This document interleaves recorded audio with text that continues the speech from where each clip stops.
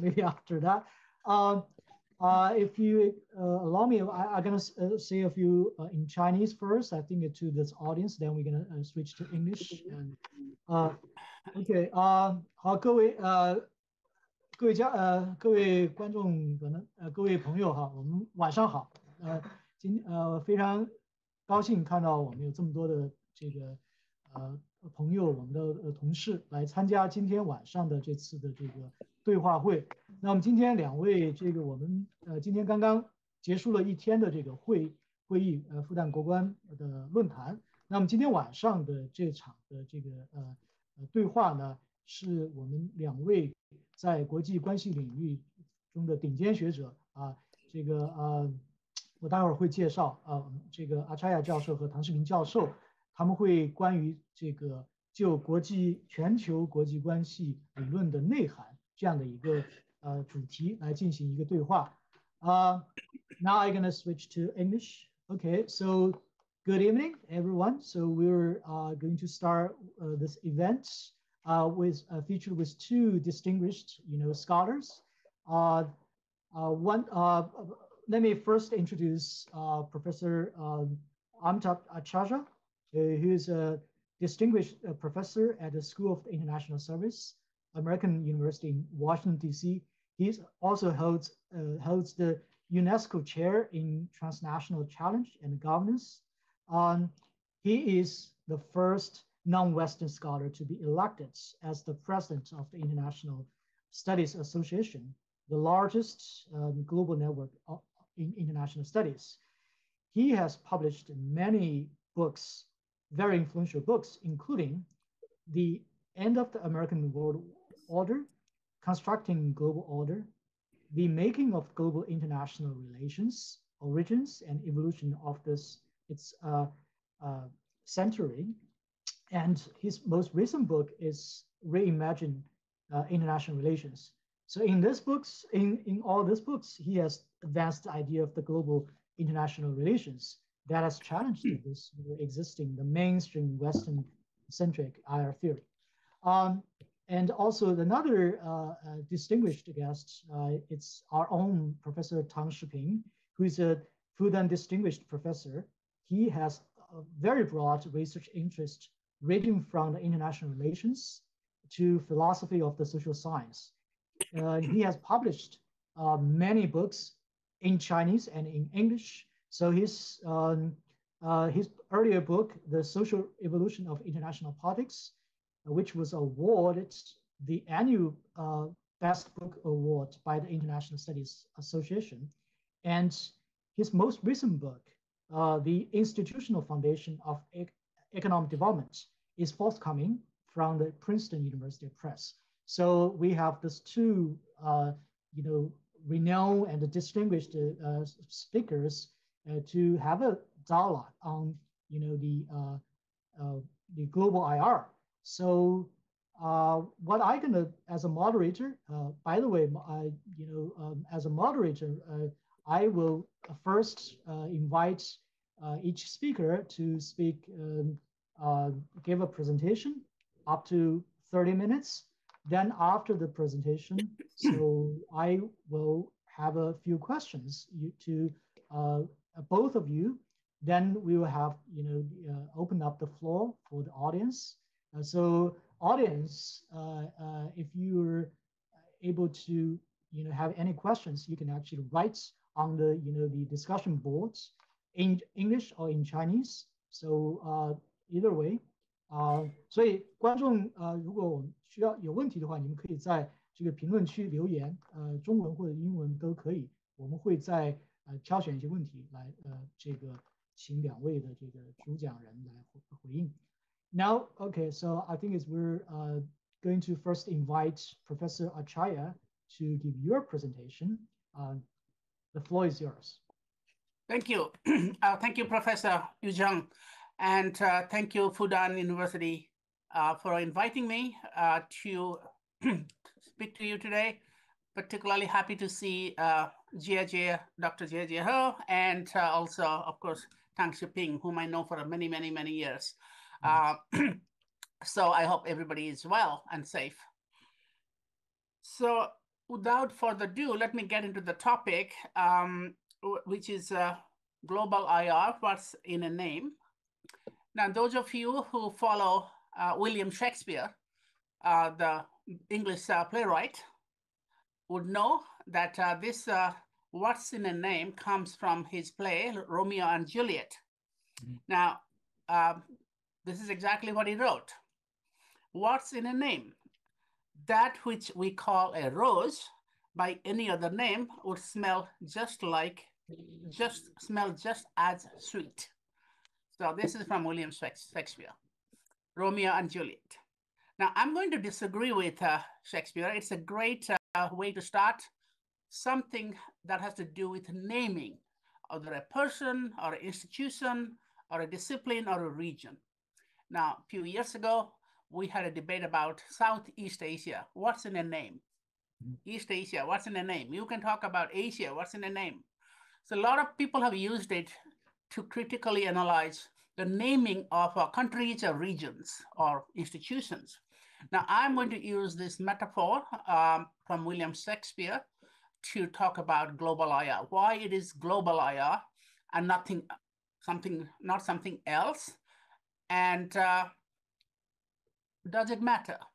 And I think, unlike what Shakespeare said, it does matter, how we name something, how we name, a child, how we name a country, how we name a person, and how we name a theory or a particular approach, like global IR. So let me make 4 quick points of why I thought global IR is a more appropriate term for what I've been doing in IR theory, and also singly and collaboratively with Professor Barry Buzan as well. But this is a term that basically came to, at least to my work, in 2013, 2014, when I was elected as ISA president. Now, the first reason for choosing global IR over others is to separate it from the previous term, non-Western IR. Many of you know that Barry Buzan and I started working on non-Western IR theory. Since 2005, there was a special issue of international relations of Asia Pacific. In 2007, Professor Chenya Chin from China contributed to that.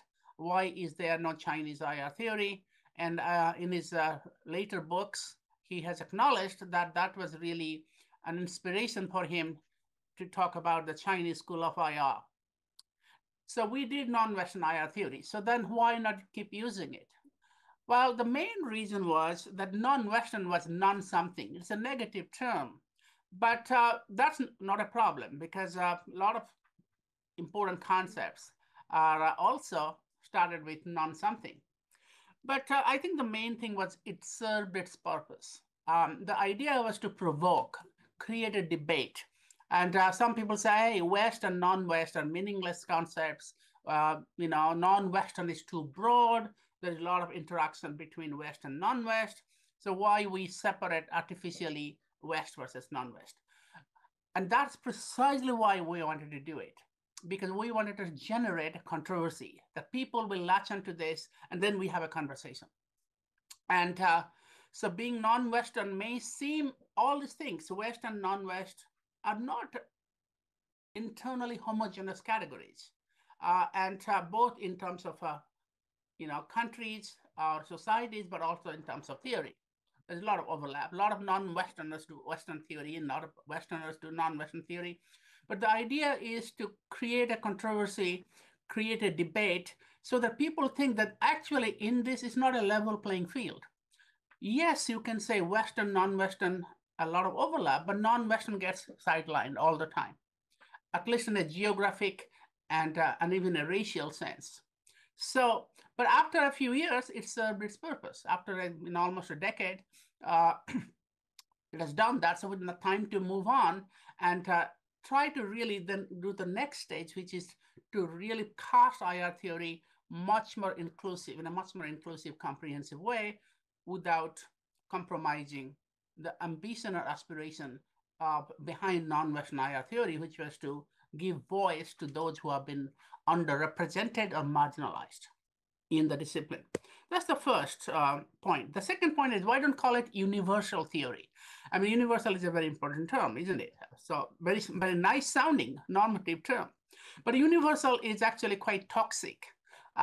So I was pretty much influenced by Robert Cox, who was my colleague in York University, Toronto, where I spent a decade at the very early stage of my career, where I practically developed my academic career as an IR scholar. Now, Cox used to say that they make a distinction between two concepts of universal, which I buy. One is the Kantian version, the Enlightenment version. That basically means that universal means one size fits all. So there is a standard of civilization developed, of course, in Europe, standard of rationality, and everybody must fit into it. If they don't, they, even Kant, who was a opponent of I'm talking about Immanuel Kant here, the German philosopher of Enlightenment. Even though, Kant was an anti-colonial philosopher, he didn't like colonialism, but he still thought if you don't have same rationality, you don't come up to the European standard of civilization, you should stay. It is okay to remain colonial or colonized until you come to that standard. Now, he was critical. I'm, of course, simplifying it. He was critical of European oppression, but he was also very racist. His writings and all are, especially non-political writings on geography, anthropology, are very, very racist. He graded human population according to races. I have written about this in an article in International Affairs in January called Race and Racism in the Foundation of Modern World Order. And that's what I point out. But many other scholars have done that. I'm not the first one. That Kant was a racist, but he was an opponent of colonialism. But at the same time, he argued that unless the non-European people come up to the European standard, they don't deserve full sovereignty. But he's a universalist. You talk about universalism, Kant comes up. That inclusive and cosmopolitan, the United Nations Universal Organization goes back to the ideas of Kant, at least in many European, according to many European scholars. And so universalism to me has a baggage, a racist, non-inclusive baggage, which then doesn't apply to, is not appropriate to use what at least I was trying to do. Now, for Cox, that universalism, and I'm talking about Robert W. Cox, the critical theorist who passed away recently, my colleague at York University in Toronto, and he wrote a paper on universalism in, I guess, 2000 ISA, International Studies Association paper, where he said universalism has two meanings. One is the Kantian meaning, which means one standard applies to all, and everybody must aspire to become one, and we are then fine. But another concept of universalism is to accept diversity, that people and cultures and societies are going to be different. Accept it. Don't reject it or wish it away. But at the same time, you can find common ground. You can try to, build something out of this diversity. Now, he didn't quite go as far as where I took it. I took it from him, but I went to the next stage. I said, you can actually find common ground through dialogue, through negotiation, through interaction and socialization. Here is a little bit of constructivism in me came up. So acknowledge diversity, respect diversity. That's what Cox said. But I took it to the next stage, that then try to find common ground, which is possible, which Cox did not really deal with so much.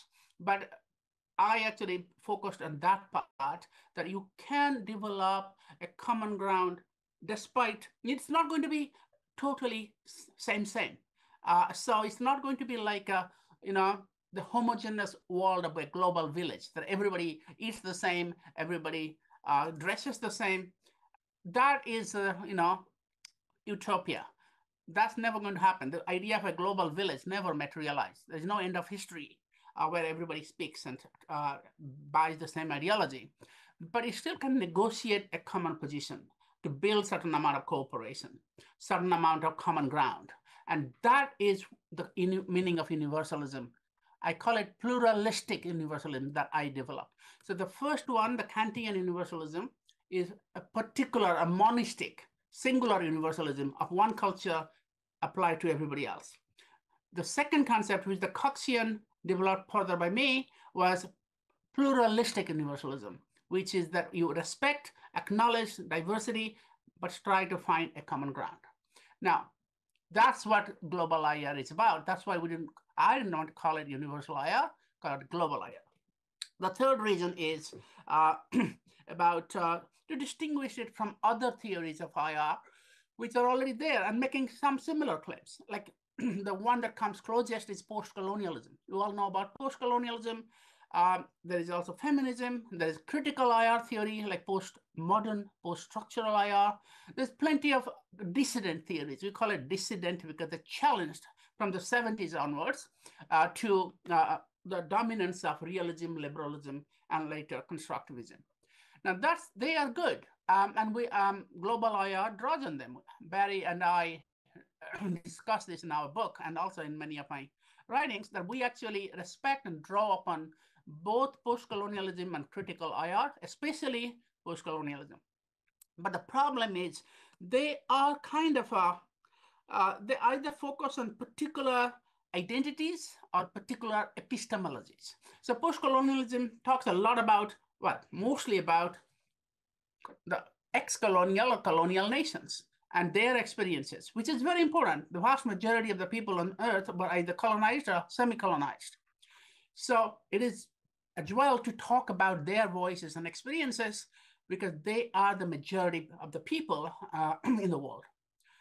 But post-colonialism also limited because it doesn't go back to the pre-colonial period. Some people are working on that. But also, aside from, it sort of creates kind of an exclusionary line of its own. It's post-colonial identity versus the Western identity.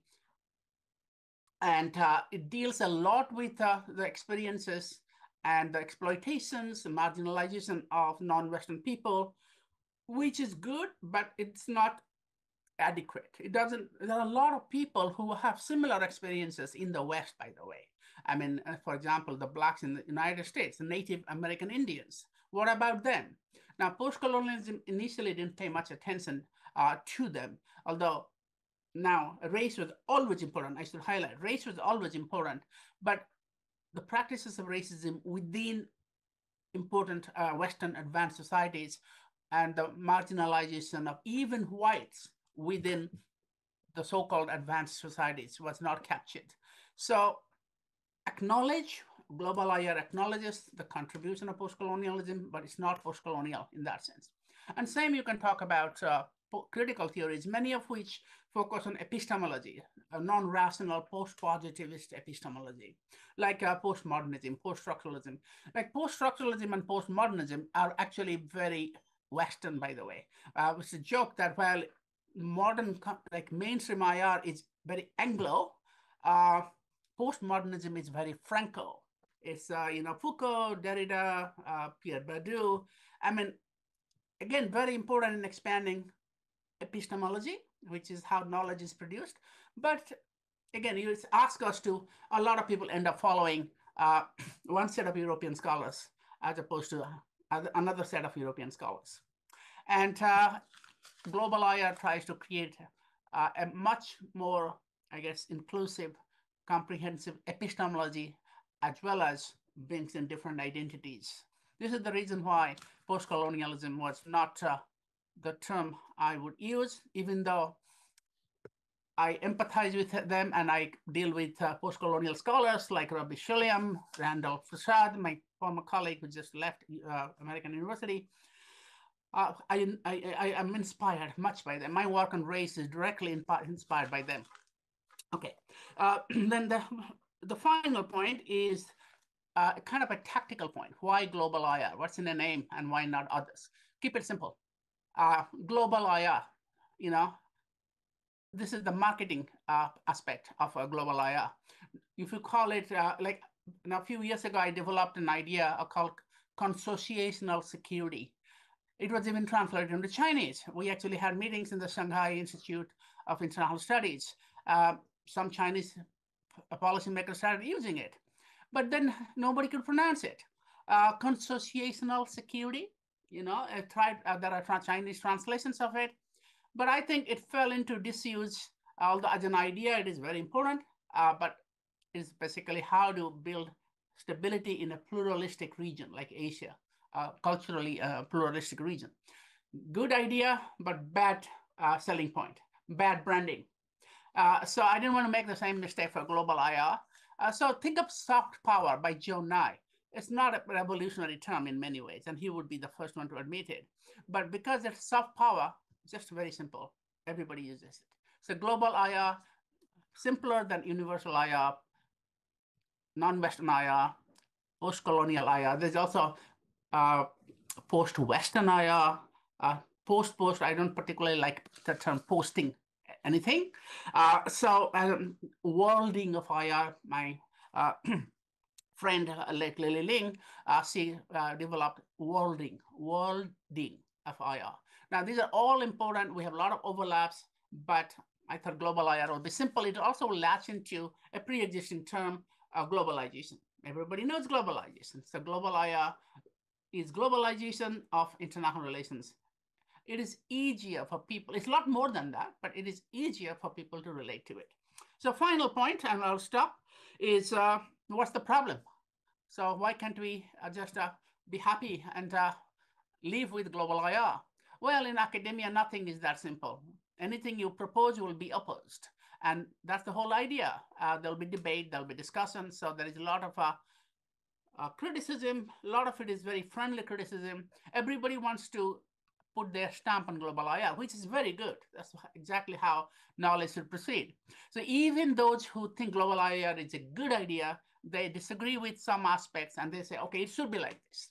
So there have been dozens and dozens of articles on global IR since 2014, literally hundreds now, where global IR is started as a good foundation, but should do more. It is expected to do more, do that, and there is also criticisms leveled on it.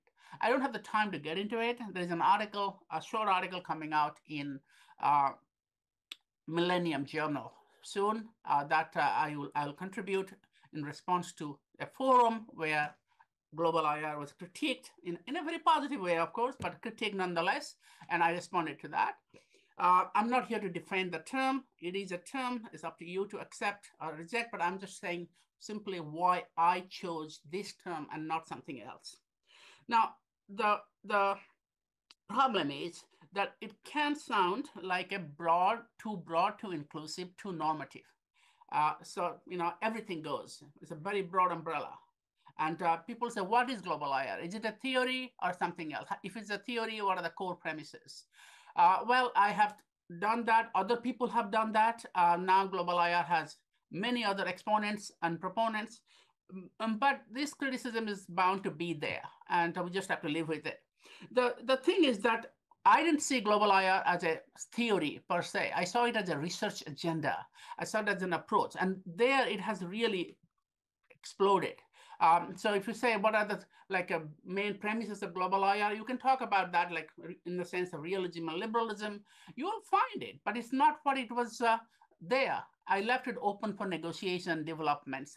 It is something that should organically grow rather than a guru or somebody laid down, that like what happens in realism from Morgenthau, liberalism from Cohen or Kant, or constructivism from Wendt. This was supposed to be an organically bottom-up theory. People will make use of it and develop it in their own way. So it is a research agenda, not a theory per se, although some people will disagree with that. But even then, global IR has a basic claim, and this is what's in a name. Can something else do global IR?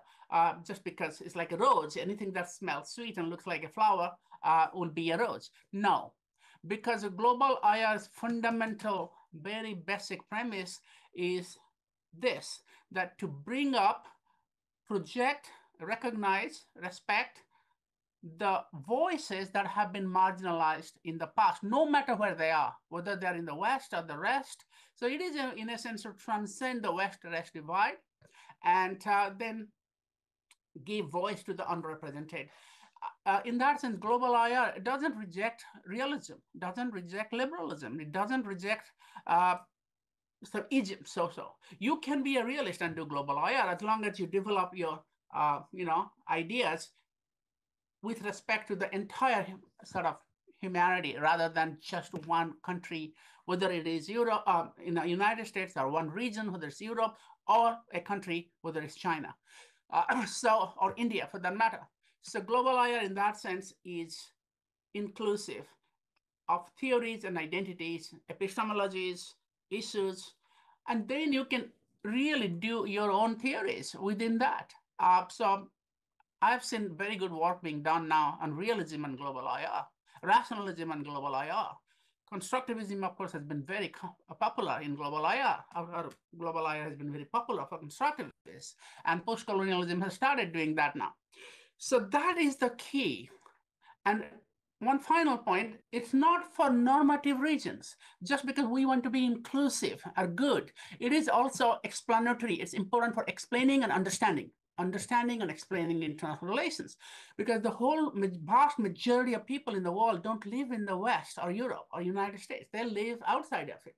If you don't bring their voices and experiences into the center stage and discourse of IR, you are missing out. And we keep applying, if you keep applying the same theories and ideas developed from Europe or United States to the entire world, at a time the rest of the world is waking up, getting off the legacy of our colonialism, whether you use rising powers or emerging powers. But the fact is that the rest of the world is doing much better now than it did during colonial period.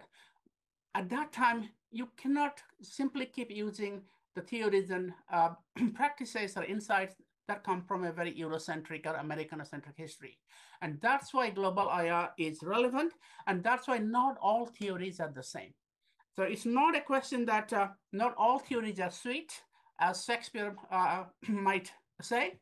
Not all theories are good in the same way. They're important, but they're not necessarily explanatory sense or normative sense doing the same thing. Some are ugly, some are really dangerous. Some theories are dangerous. All deserve a place, but we should recognize what they can contribute and challenge what they exclude. Okay, let me stop here and listen to Professor. Well, I'll be happy to take your questions and, of course, have a bit of a discussion and debate. Okay, great. I think, thank you very much. I think this is actually where first time I heard that the story behind the wording of this global IR. So it's not a, so it's a, I think it's a, well, as you point out, it's a, in terms of like a marketing, I think it's a very successful, right? Because I think it's not a really about, try to against any existing theories, but it was trying to be inclusive and try to actually work not a theory, but to be a research agenda, which I think is could be, many other theories could be built upon this, global IR framework. So now, let me actually invite, Professor Tang to also give a presentation, or maybe to respond to your remarks, or maybe I think Professor Tang may have his own, research who was related to this global IR or response to this. Please, Professor Tang. Okay, thank you so much, Yu. It's great to be here, and it's great to see Amitav even online again. It has been a long while, so and it's great to be part of the discussion. And I think, in a way, I was very fortunate to be a kind of a witness of the launching of the initial project, why there is no non-Western IR in Singapore back in 2004. So looking back, it has almost been like 20 years. So we can actually look back and take stock of what has been achieved, and then looking forward to what kind of things we can do in the future. So my brief kind of talk will be have a title. It's called Revisioning Global IR Toward an Emancipating Body of Knowledge, which I actually explicitly borrowed from one of Amitav's very early contributions, which I will mention in the following discussion. So I will divide my talk into kind of two parts.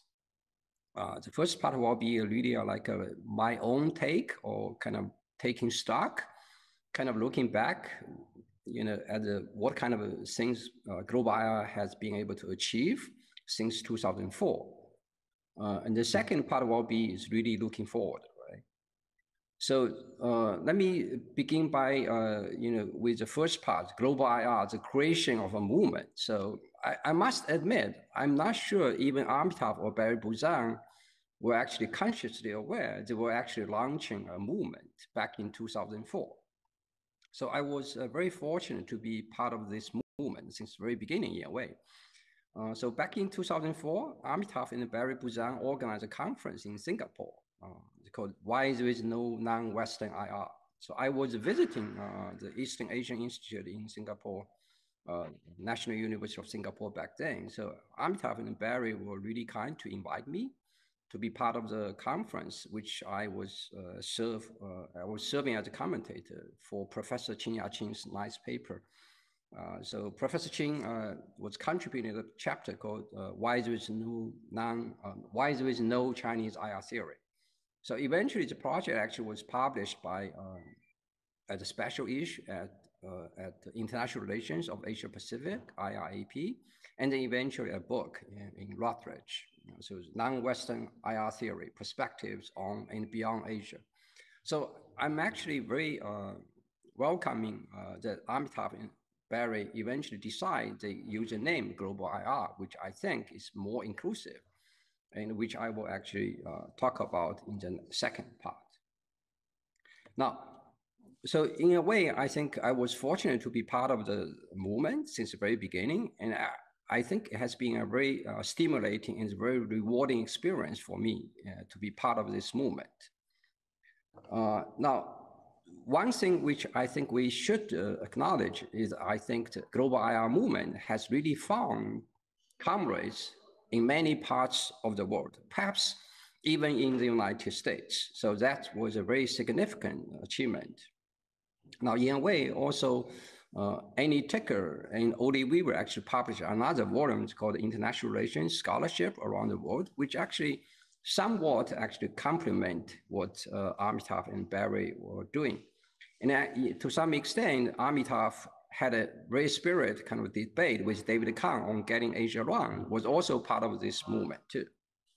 So by the time in 2013, 2014, when Amitav was elected as the first non-Western president of the ISA, so I would argue after almost 10 years, the movement has actually achieved some kind of significant following, right?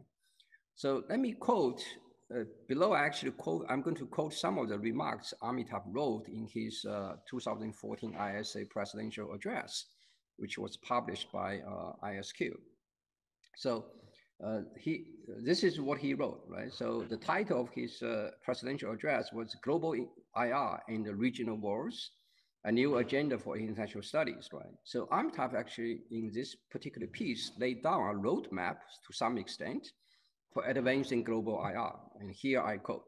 So broadly stated, the idea of global IR revolves around 6 main dimensions, right? First, it is founded upon a pluralistic universalism, not applying to all, but recognizing and respecting the diversity in us. Second, it's grounded in world history, not just Greco-Roman, European, or even US history.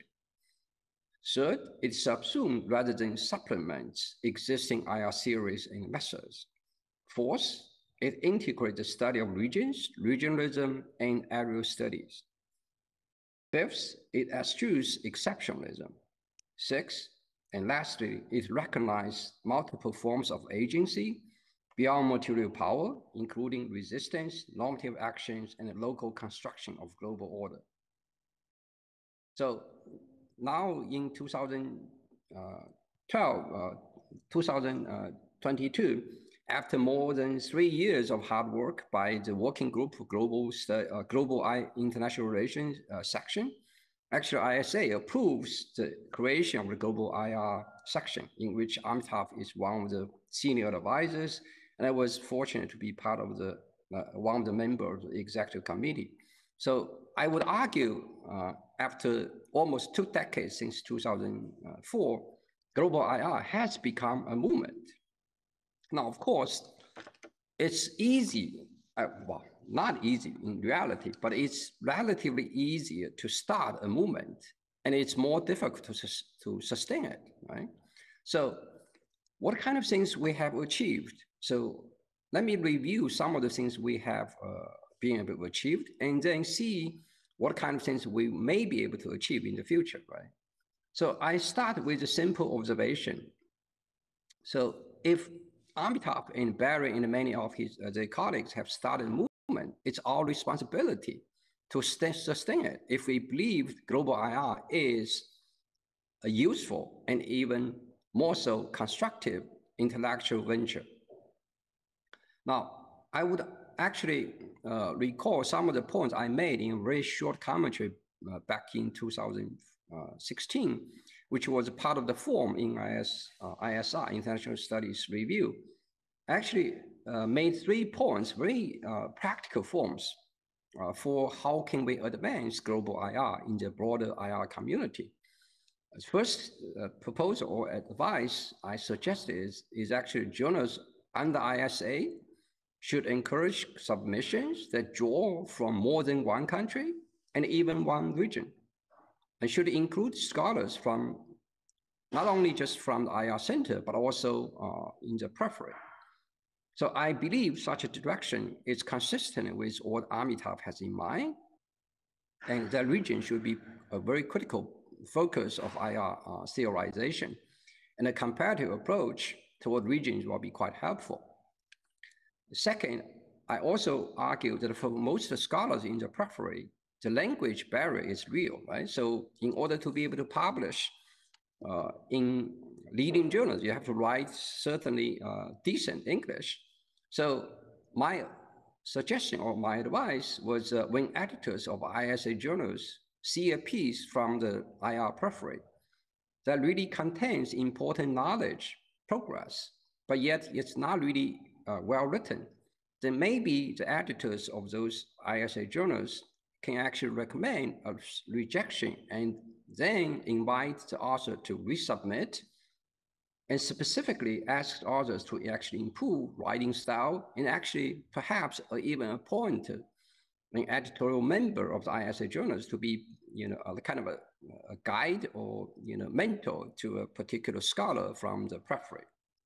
And I would argue doing so will really foster real diversity in global IR. Now, I'm happy to inform you, I think the second recommendation has now been officially implemented by Security Study, which the journal are actually being able to serve as a member of the editorial board. So actually Security Study has now started a policy. If a scholar from the Global South submit to Security Studies, and if the editors and reviewers find the topic and the contribution interesting enough, but needs sharpening and reframing, Security Studies actually now will be able to actually appoint a board member and a reviewer to guide the reject and then resubmit, revise and resubmit process. But unfortunately, I would argue ISQ has yet to really implement such a policy. Now, my first recommendation really didn't materialize that much. I would say, so frequently, I would say ISQ, ISR mostly still publish journal articles contribution from one single country and one single region, and very few contribution unless they are really quantitative. You don't actually really examine more than one country in one region. Now, finally, actually, I made a third point in my short commentary back in 2016, and I would argue the power in academic gatekeeping, right? So what my specifically was able to argue was it may be desirable that editorial board of all ISA journals should actually have 10 or 20% of its members being from non-European descent and non-North American or even European based. And I would argue the same can be argued for book series by major university in the commercial press. Now, those leading journals, those book series should be edited by a mixture of typical American and European scholars, plus their non-European and non-American scholars. Now, certainly I would argue having scholars from the periphery serve as a member of the editorial board member does not really necessarily lower the academic standard of journals or book series. In my own experience, I actually have rejected about 95% of the articles being sent to review by myself. So, but I would argue, unfortunately, even this particular recommendation or suggestion has not been able to be implemented, right? So we still have most of journal editorial members from 这个 ISQ, 敌对分子不来给他捧场，不来这个。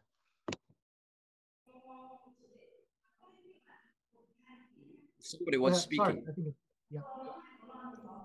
Okay, so now let me continue, right? So, and I would argue in some of the leading journals, with perhaps the exception of international security and security studies, the journal like International Organization has 0 non-European editors, board members from the editorial members. In the last, and actually I actually talked about it on Twitter, in the last year, they had actually had a special issue on international orders.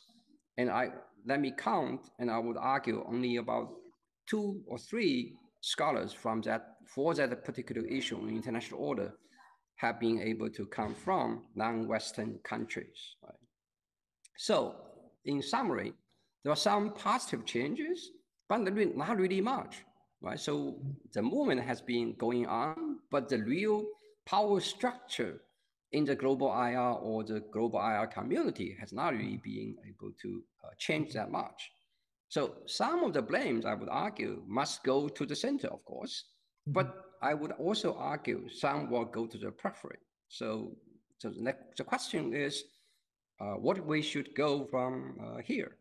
So the second part of my brief talk will be a new vision and a new agenda with a question mark. Now, it is only proper that I say these words in front of Amitav. He had a vision. So I'm actually trying to build upon it, kind of revisioning global IR. Now, I would argue the mission of global IR is really to advance a body of knowledge that is truly emancipating.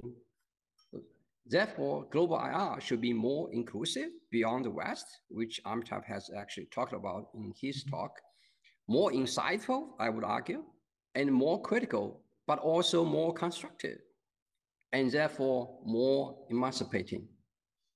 So here, I actually draw some inspirations from Roy Bhaskar, another great scholar from India, actually passed away a few years back. So in a way, global IR will actually embrace some kind of a synthesis of Karl Popper, Mikhail Foucault, via Roy Bhaskar, or what I called a part of neo-modernity. So it does not really reject modernity per se. It also embraces the critical approach or critical theory against modernity. But in order to advance human welfare, we cannot just only critique, we actually have to construct and build, and therefore what I called a critical engagement with modernity, but also move beyond what has been a mostly Western-centric modernizational drive. So that's what I call neo-modernity. Now, let me elaborate some of the things I actually have said. So why it is more critical? So it is more critical in the sense it must be able to provide critique of the existing Western-centric, but also move beyond. It is inclusive in the sense that it must bring all the relevant history, knowledge, and practice into the domain.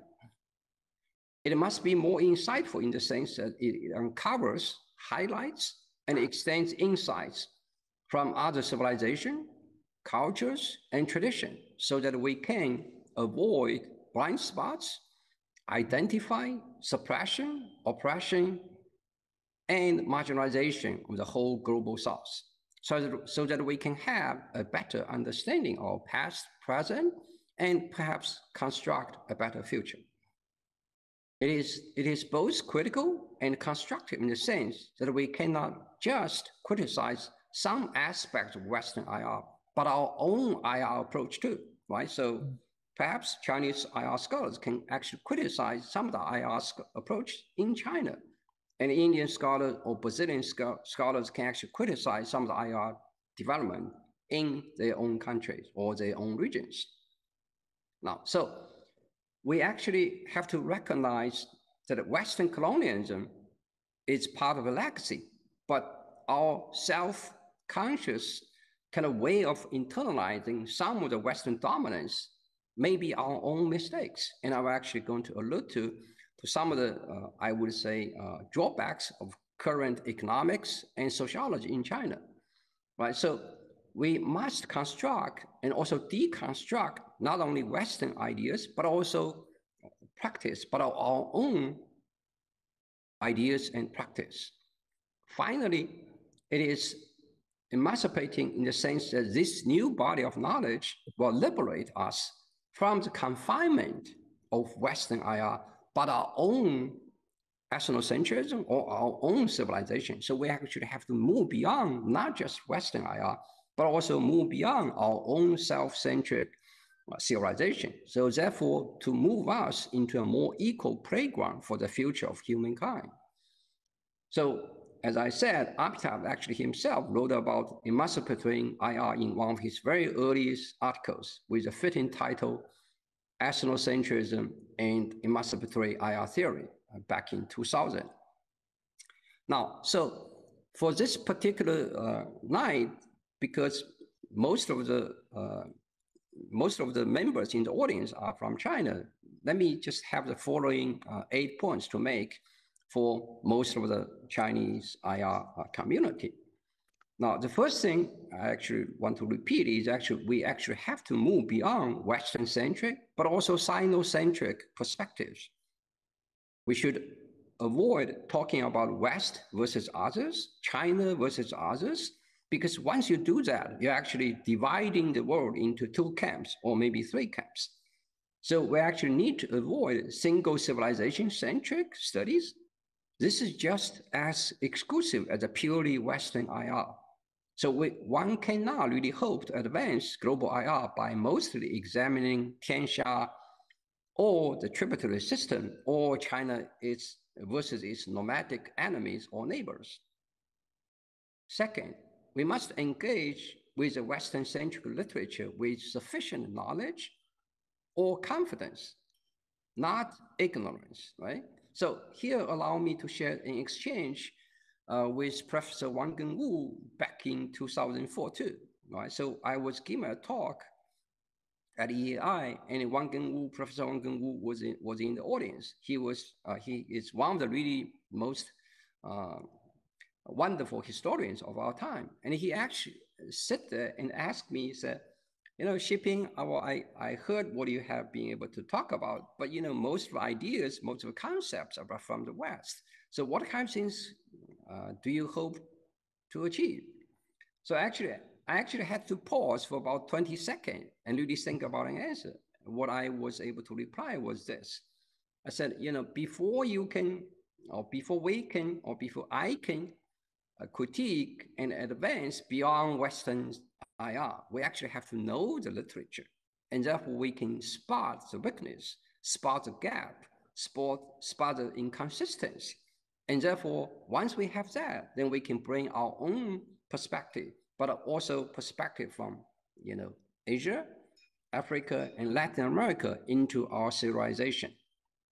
So in a way, I think both Amitabh and I have been able to engage with Western-centric IR literature with confidence and with sufficient knowledge, right? So Amitabh himself one can argue has been a fairly mainstream, quote unquote, constructivist, although he differs from Wendt or some others, but not really the purely American kind. So Armstrong was able to publish and contribute many writings on global IR, on constructivism, on critical theory, and global IR. Now, I myself, of course, have been able to contribute to some of the mainstream, quote unquote, concepts like secure dilemma, defensive realism, or ethno conflict. Now, but the very important thing is, at the same time, both of us also aim for moving toward more inclusive global IR. And here, I think there are two things which I like to highlight. So the first thing is we actually should reject those writings that cannot really engage with Western-centric IR literature with sufficient or adequate knowledge, or those who can only engage with the so-called three big isms, right? So those things are part of our basic training of IR study, but they are not really sufficient for more critical and in-depth engagement with Western IR literature. Mm-hmm. Second sub-point I would like to make is we also need to reject those that only engage Western-centric IR literature per se, in the sense they are really good at Western IR literature, but they only want to contribute to Western-centric literature. So here, I actually mentioned it before, I cannot really help but actually to take a shot at some of the Chinese economics and sociology, in the sense these two fields have been so focused on China alone and nothing else. And therefore their goal, many of the young scholars, their only goal is actually to blend into that scene, to only study China and then try to publish China's story in the top 5 or top 15 journals, right? That's the only intellectual objective, which I found really depressing, right? So I would argue the IR field in China has an inherent advantage in terms of internationalization, in the sense we need to study other countries, other civilizations, other regions. In contrast, economics and sociology in China do not really seem to care anything other than China itself. So the third major point I want to argue is we actually have to be aware that some topics are essentially US-centric, Western-centric, and China-centric. So these topics cannot really hope to advance toward global IR per se. So let me give one example for each, right? So I would argue, for instance, I actually wrote about reputation for resolve, but as I actually allude to in my earlier contribution, the concern for reputation for resolve is actually an American obsession, because American has to be concerned about its own reputation for resolve, because there's so many alliances, so many military bases, and therefore it wants to project its largely deterrent image on the cheap. Therefore, if there is some kind of reputation for resolve, then perhaps other countries will be able to submit to American hegemony and American dominance, right? Similarly, American primacy has also been American obsession. American primacy, hegemonic stability. And so to some extent, when non-Western IR or Chinese scholars write about hegemonic stability, primacy, you actually have to be aware that whenever you contribute to discussion, you actually have to know that this particular topic is mostly American obsession. Now, there's some other topics are purely European-centric. For instance, a large part of the literature of comparative regionalism, that is European Union versus all the others, which Armstrong has also criticized, that is a very European-centric, including normative power by the European Union. So likewise, the Tianxia notion, the tributary system, and China versus nomadic enemies or neighbors are all mostly China-centric. So the fourth point I want to make is we actually also have to move beyond West and ourselves. And that's why with Professor Yu Zheng, with Professor Li Xiaoyun in China Agricultural University, we actually have been advocating, say, Chinese scholars have to study not just the United States, not just Europe, not just China, but have to move to beyond, say, Africa, Latin America, and South Asia or Central Asia, so that actually we know, or at least we have some perspective from those regions in order to enrich our understanding about the future. Fifth, it's very important that we actually facilitate more non-Western engagement scholarly-wise. For instance, something like this. So I would argue there have been much increase in the within non-Western exchanges culturally, commercially, and politically. But the scholarly community within the non-Western countries have not really been able to caught up with the trend overall. So to some extent, I can actually detect many of the Chinese scholars too. We still prefer to interact with Western colleagues, right? More, right? So if we want to visit other countries, the first country we want to visit is the United States or UK. That's not really good, not healthy. So actually we have to broaden our scope for understanding. And I would argue this has to change. Six, it's very important for me to actually emphasize this particular point in this particular night, because many of the members in the audience are professors or teachers or research fellows in universities, think tanks. So we actually have to teach global IR. We have to teach IR globally in the sense it's mandatory in our IR syllabus. We need to include more readings from non-Western IR scholars. And I actually look at some of the syllabus published by many of our young Chinese colleagues. And I would say 95, 99% of the reading are from the West. It's not good. We actually have to understand the West only represent one particular section of the humankind, and they only represent one particular perspective, not a monolithic perspective, but a fairly European-centric perspective on global IR. So, and I would argue our university, like our school, perhaps we should demand our syllabus to include at least 10 to 20% readings from non-Western IR scholars.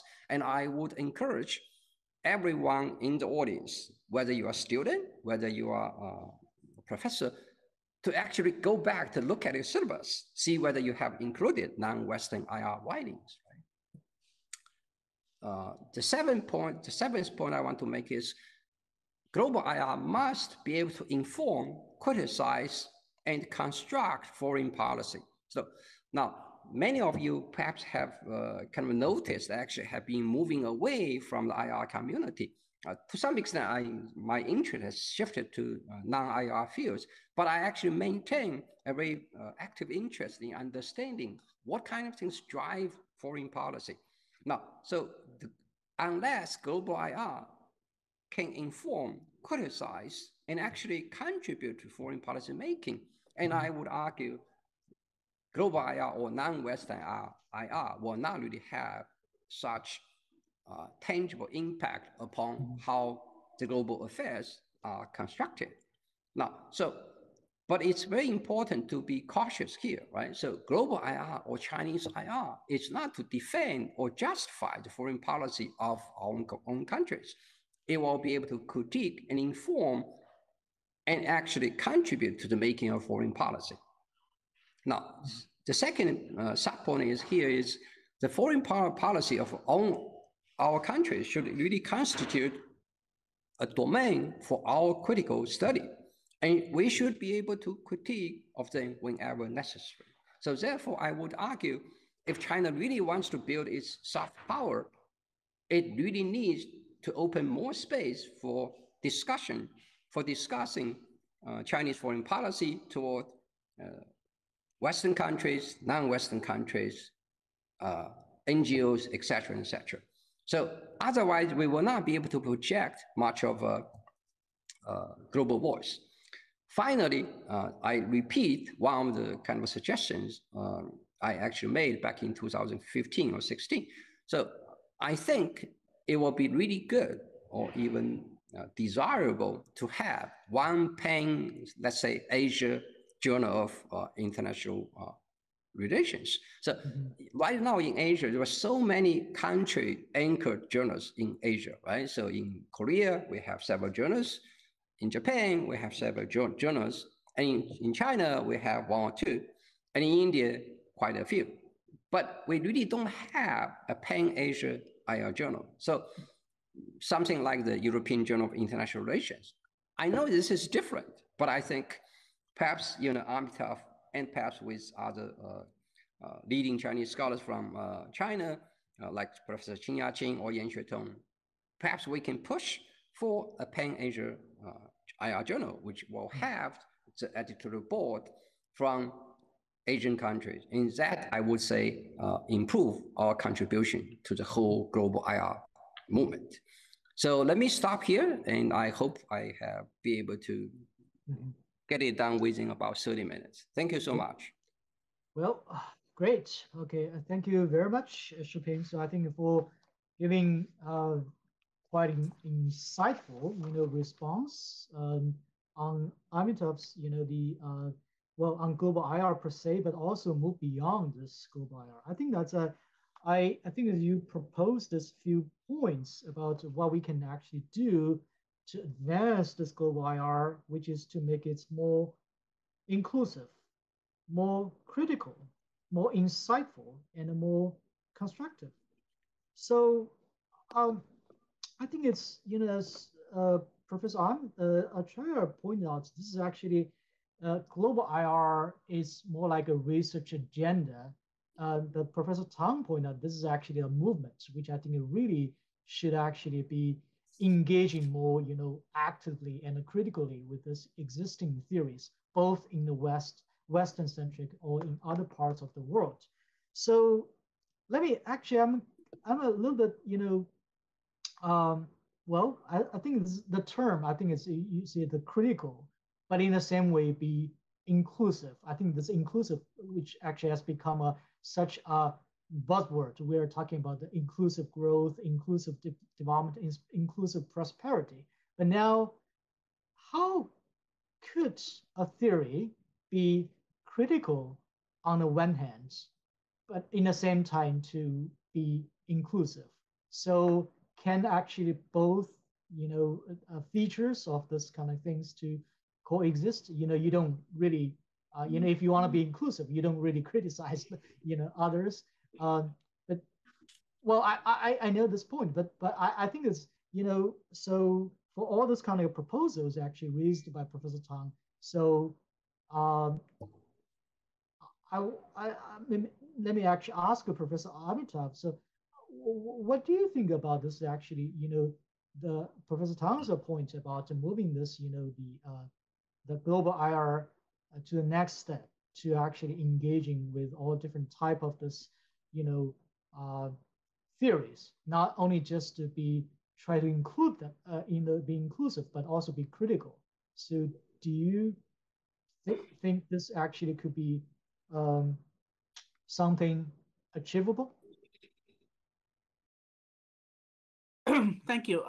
First of all, I would thank Professor Tang Shuping for excellent set of comments, and I do recognize and remember very clearly that he was in Singapore when we had the first conference on a non-Western IR theory. I thought he was there. I had forgotten that he was actually the discussant of Professor Qin Yaqing's paper. So it's been like, almost 20 years, 18 years. So I guess my memory is not as sharp as it used to be, but my memory was never very good. But I do realize that I do remember also inviting him to contribute a article to the special presidential issue of International Studies Review, International Studies Review, ISR.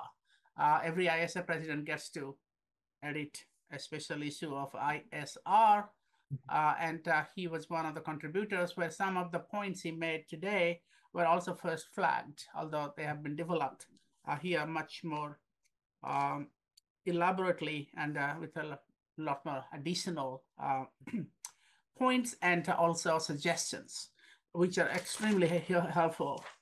The 8 points geared towards the Chinese audience are especially important because while Global IR has found some adherence in China, but not enough. And these 8 points are very important. I want to particularly highlight his point that the IR scholars in China should move beyond both and emphasize both Western centric and Sinocentric perspectives or approaches. That's really, really important because one of the things that comes up, when you talk about Chinese IR, Chinese School of IR, and I have been a defender of the Chinese School of IR in my 2019 article in Chinese Journal of International Politics.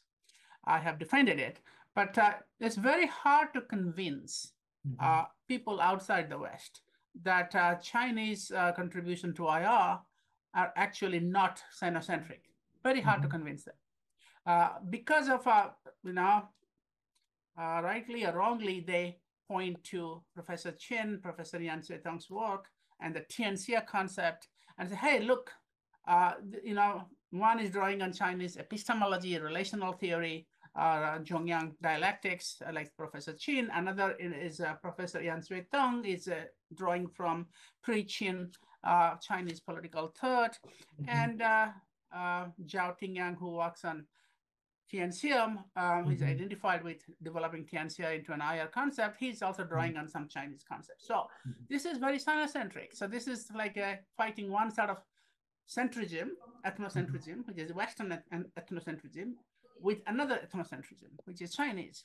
Now, going beyond that is extremely important. And I myself have also spoken and given some suggestions about how this might be done in my 2019 article in Chinese Journal of International Politics. But I think Professor Tang's points are spot on, very sharp, and I hope this will find resonance in the thinking of Chinese IR scholars. Global IR always is against exceptionalism, which is another way of calling ethnocentrism. This is one of the 6 points of the Global IR address I gave in 2014, which Professor Tang also mentioned. Now, my other thing about your specific point about whether Global IR should be inclusive but also critical. Of course, you cannot be inclusive without being critical. Critical comes first. Remember, one of the points about Global IR is multiple forms of agency. And this is the final 6th point in the Global IR 6 points I made in 2014. One is the last one, but not the least, is being bringing in multiple forms of agency. One of the forms of agency starts with resistance. So resisting what is out there, which is another way of saying criticizing and even rejecting what's out there.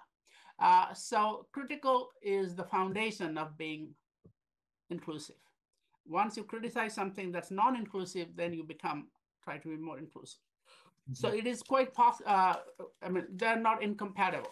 But in real life, it may be difficult to do it because people do get carried away by being critical. And this is, again, another point Professor Tang made is that we should move beyond being just critical and engage both Western and non-Western IR.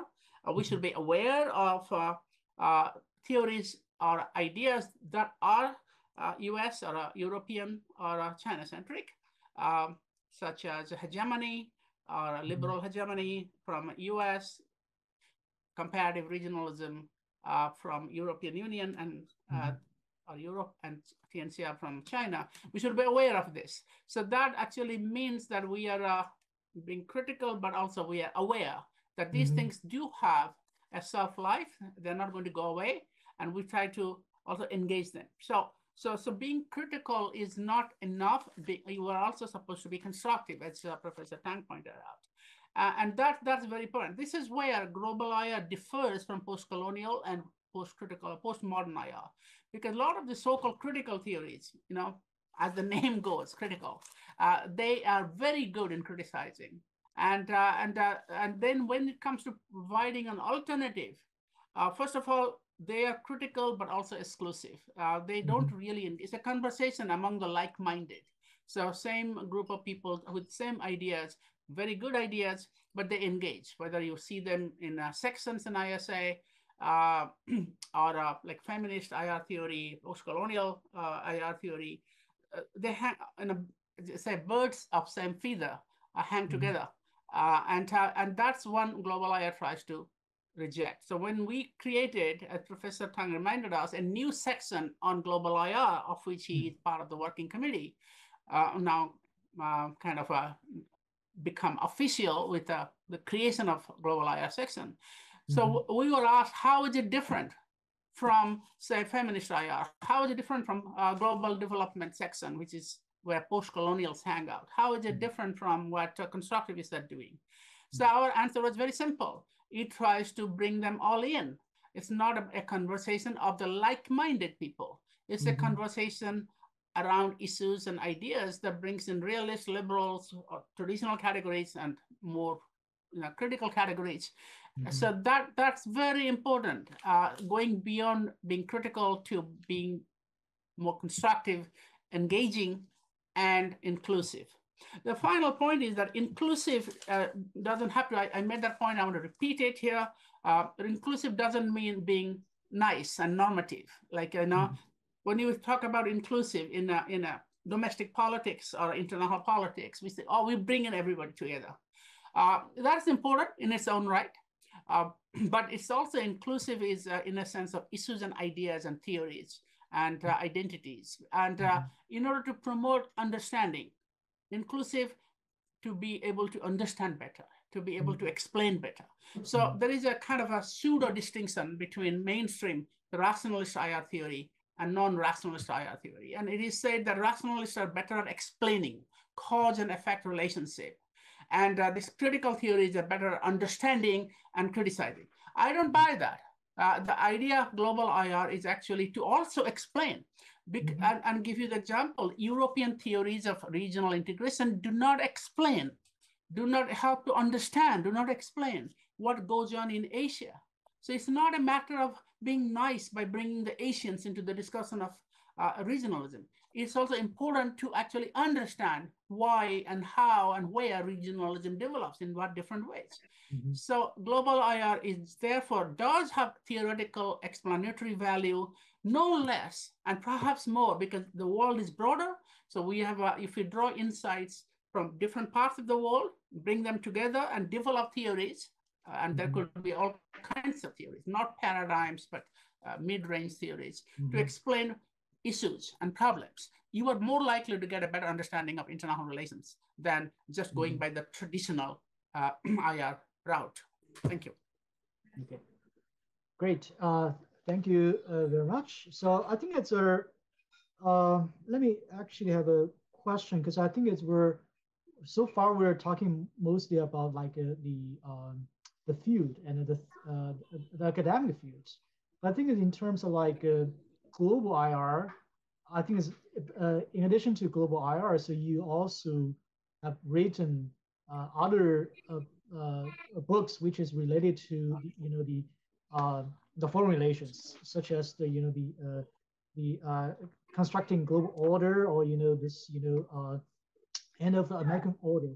So I think it's one thing as we see today, that is the debate on global order. So I think in your own writings, you said that global IR means there's no single monolithic understanding of global order. But then I think it's, according to Henry Kissinger in his book, World Order, he said there's no truly global order has ever existed. So I think it's especially, I think, as we are experiencing this last 2 or 3 years very turbulent. The COVID, and then I think it's the Russia and the Ukraine crisis. So, and also there's an anti-globalization, it's like a movement everywhere. So, can we still agree that there's a global order, or there's a lack of or global disorder? If there's no such global order, can we still call international relations as a global IR? So I would like to ask both of you to, what do you think about this global order? Yeah, at this current stage.